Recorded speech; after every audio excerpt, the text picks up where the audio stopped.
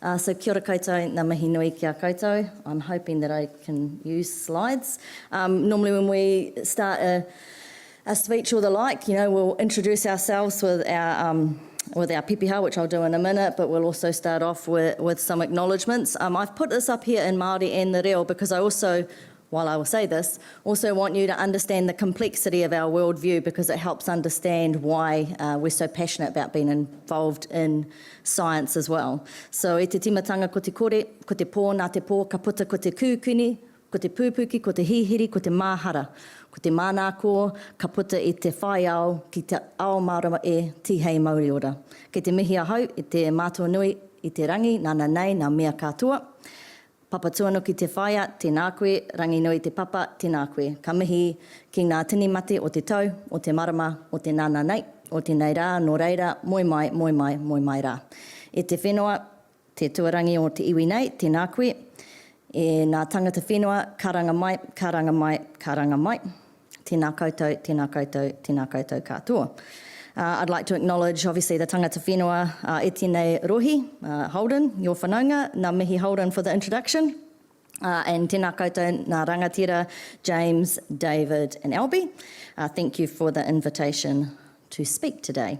He uri au o Ngāti Kahanunu, rātou ko Ngāti Parau, Te Aroa, Te Atiawa, Ngāti Raukawa, Tūwhari Tō Hoki, ko Tararua ngā pai maunga, ko Wairarapa Moana ngā wai, ko Rua Mahanga te awa, ko Taki Timu te waka, ko Kahanunu te tangata, ko Kahanunu ki Wairarapa te hapu, ko Papawai te marae, ko Melanie Mark-Shadbolt aho. Firstly, thank you for the invitation to speak here today. As I've said, I'm always a wee bit surprised when people want me to keynote.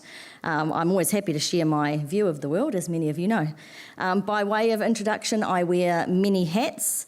First and foremost, I'm the co-founder, or one of the co-founders, and the CEO of Te Tira Whakamātaki, a Māori environmental not-for-profit. And also the iwi Cheers Biosecurity Technicians. Acknowledge our founding members who are here today, Albie and Waitangi in particular.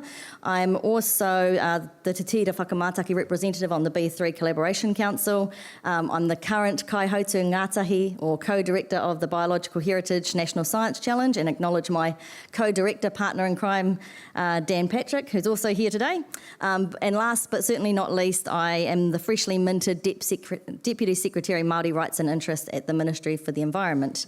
My talk today is titled as Holden said, ensuring we include Māori and Te Tiriti in the biosecurity science. It's very much comes from Melanie, the Te Tira Whakamātaki representative, and a recovering academic who's still very much immersed in the biosecurity space. Now, the first thing you'll notice is that I've bracketed the word science, and that is in part because I don't want to be constrained to talking about science.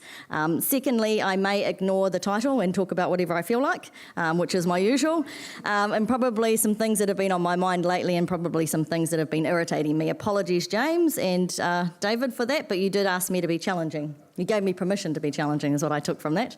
I also want to note in advance that some key Māori concepts and ideas in my talk I may just gloss over, and that's because of time constraints, but also I have an amazing panel following up after me that I'm sure will answer many of your questions if you have them, and they'll probably deal with some of the concepts as well.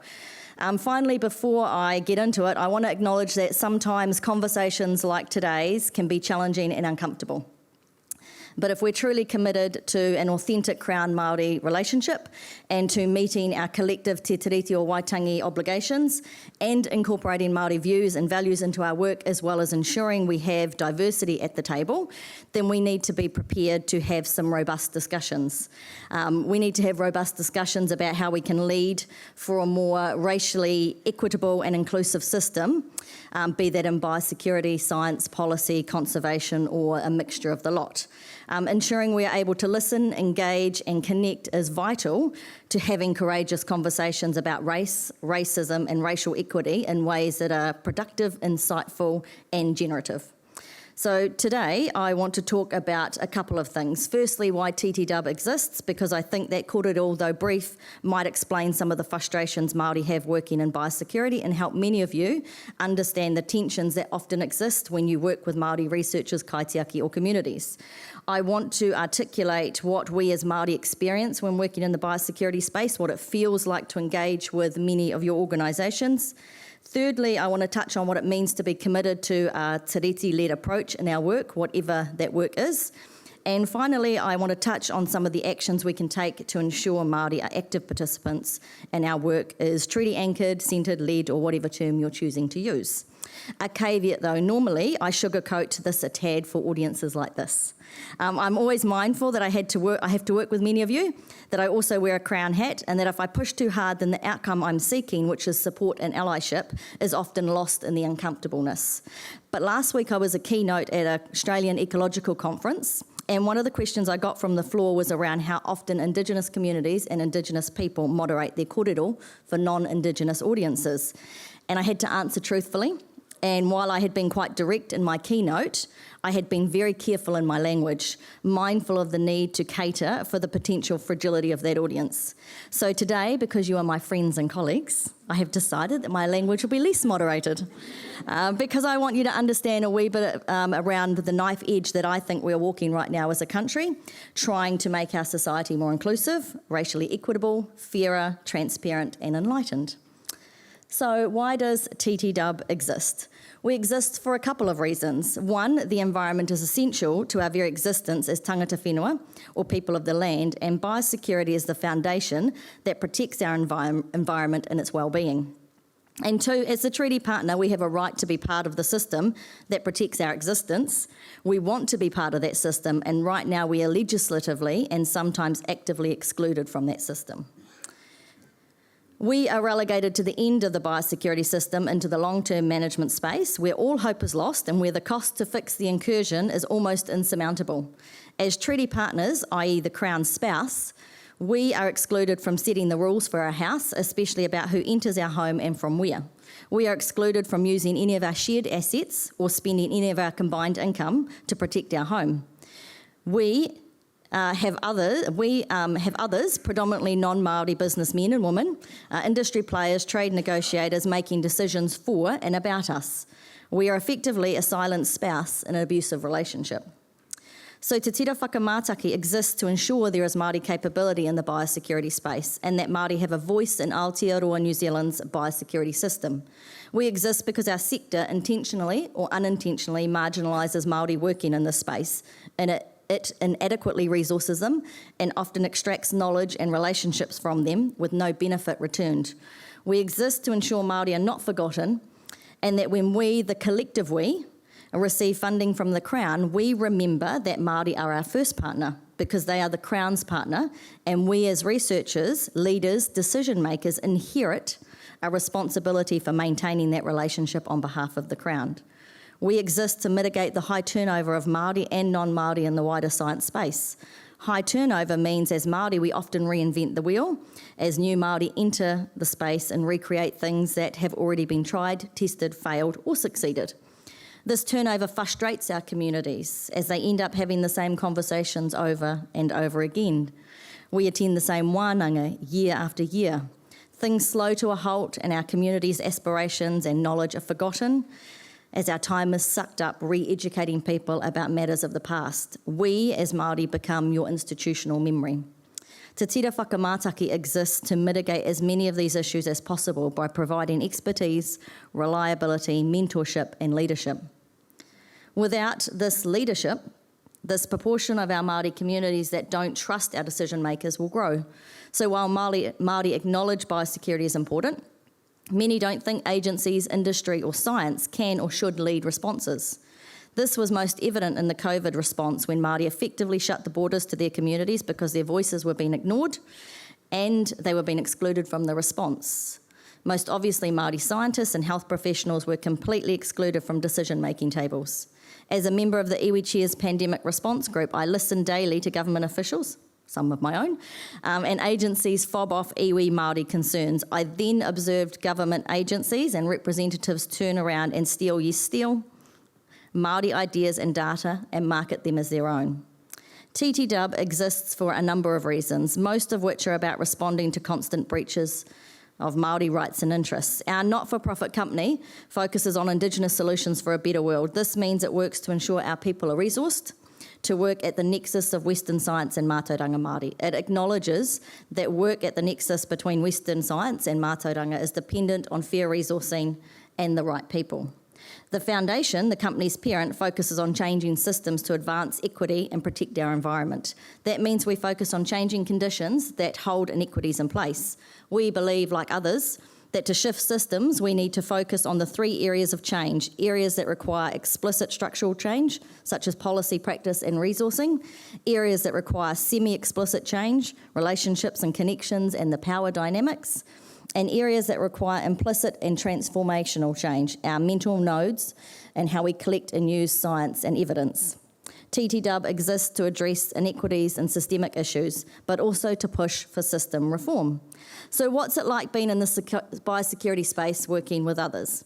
Obviously, we love what we do, otherwise we'd be elsewhere. We love the science, the technology, the innovation, the passion, the people, but some days it's really hard.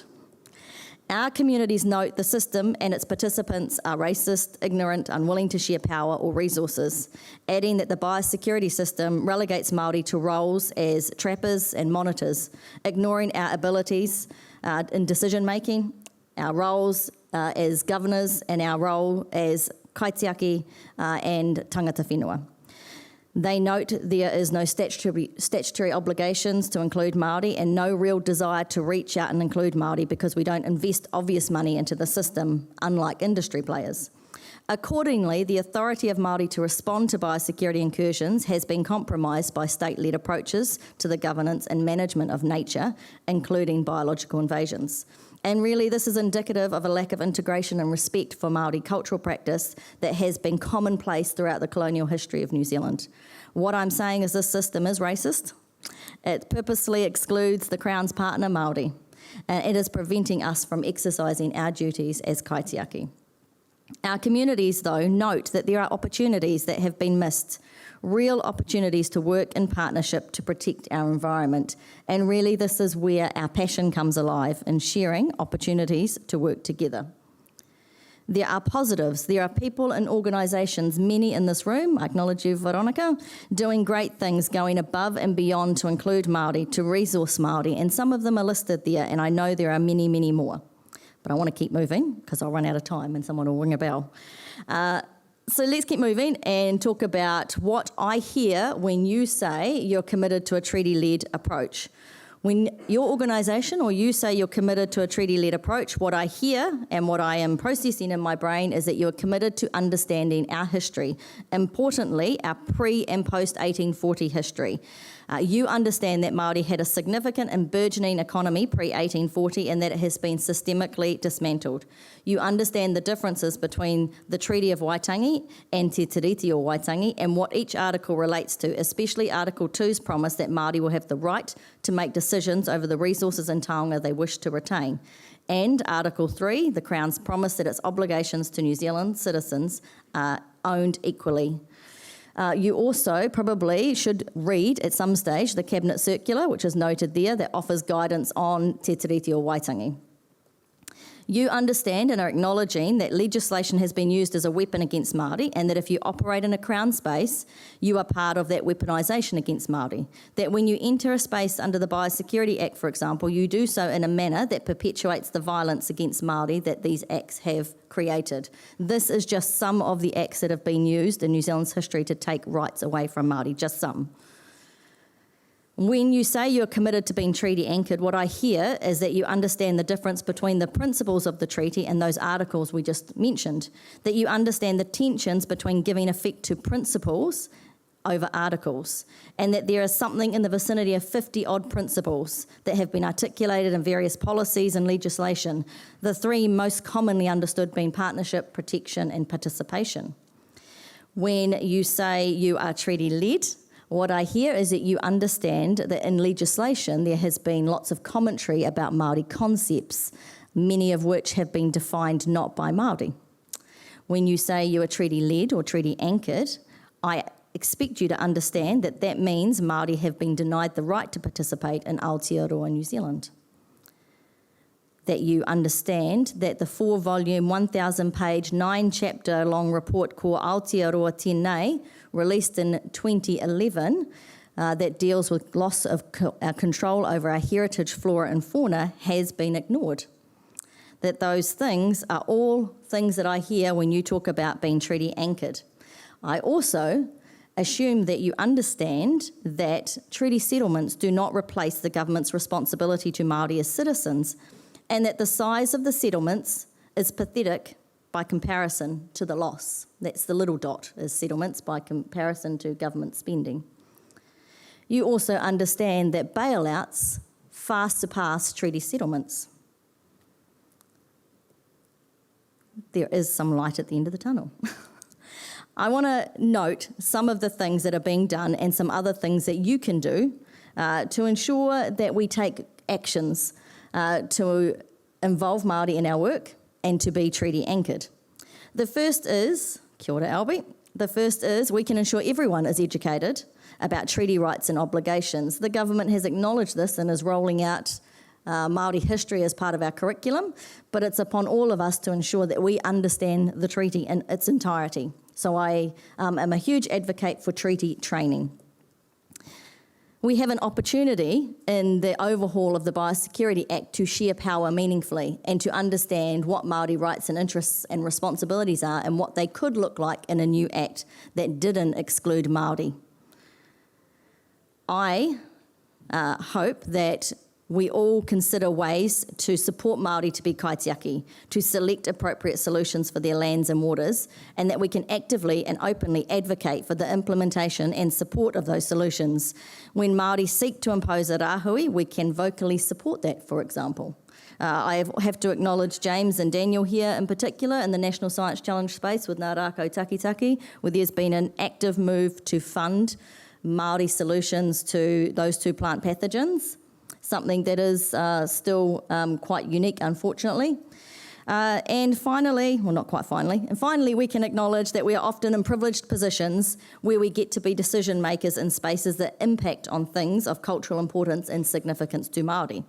And that if when we are in those positions of power, we look around the table and we don't see Māori, then we have an obligation to get Māori into that room and or raise and ask the questions that we know they would ask. In fact, we should ask those questions anyway. Give Māori a break. We get sick of asking the same questions over and over again. And finally, because I can't help myself and I have to say some things, I want to talk briefly about the Orewa speech of 2004. And I want to note, as I said earlier, that the climate we're in right now is tense. And I've been frustrated lately because I've realised I'm old, in part, and that I remember this speech and I remember the fallout of it. This speech was not only controversial because it fueled the race relations debate or movement in Aotearoa, New Zealand, but what it did was it scared the Labour Party that was in power at the time under Helen Clark. It scared them so much that Labour instigated a review of targeted programs. That's code for they basically went ministry to ministry and wiped out race-based policies or policies that looked like they could be favouring Māori. What many people don't realise is that at that time, the Vision Mātauranga policy was being created in MB, and it was being seen as the shining light for Māori in the research space and in the science space. It was meant to be our opportunity to finally be acknowledged as Māori researchers, to receive funding, resourcing, to be able to participate as full citizens in the RSNI system. But because of that speech and the fear it ignited in the government and the fallout in policy, the policy was modified. It was modified to look like that it didn't support Māori outright. It was rewritten to be a policy for all of Aotearoa, New Zealand, and because of that, it has had perverse consequences. It has had consequences that meant that despite it being a policy for Māori, to resource Māori, it has often not funded Māori and not resourced Māori. That was the fear that was created from a speech. And the reason I raise that is because we're back in that space again. That speech in 2004 set our race relations and Māori advancement, the Māori Renaissance, back 10, 20 years. And I think right now we're on the precipice of something similar. We have similar conversations coming out. We see similar fear in this town in particular about what giving Māori preference might mean, what giving Māori equitable status in the health system might mean.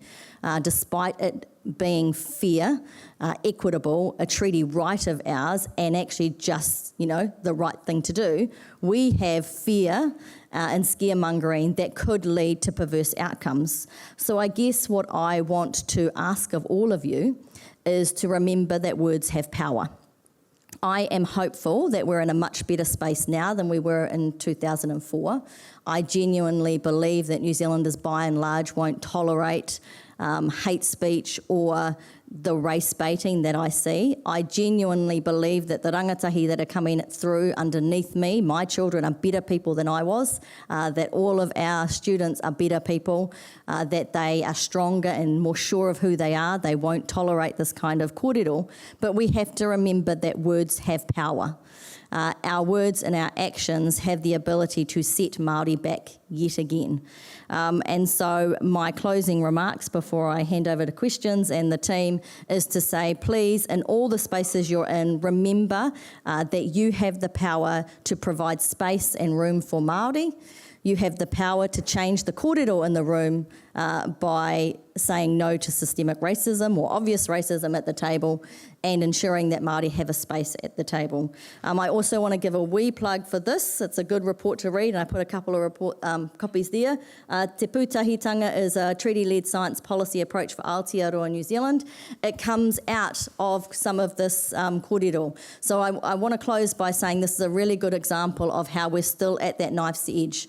This report was commissioned originally by yesterday's keynote speaker. But the first copy was probably a wee bit too hard for some of the Chief Science Advisor's delicate hearts.